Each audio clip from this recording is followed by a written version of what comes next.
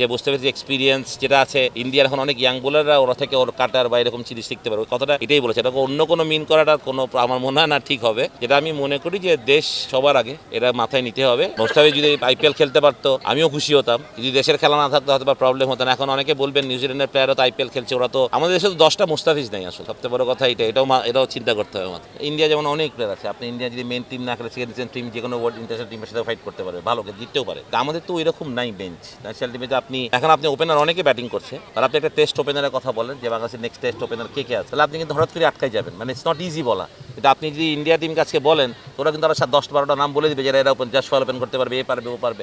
বিকাশে কম খরচে ক্যাশ আউটের লিমিট বেড়ে 50,000, প্রিয় এজেন্টও 2টা।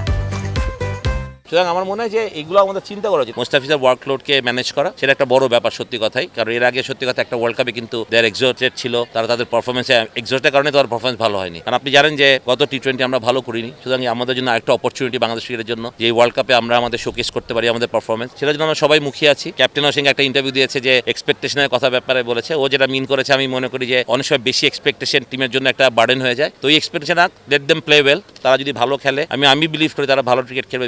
কোয়াইট স্ট্রং সাইড ইন টি20 নাও। আমি বিশ্বাস করি বাংলাদেশ টিম ভালো খেলবে এবং তারা যারা প্রেশারলেস ক্রিকেট খেলে সেটাই আমি চাই।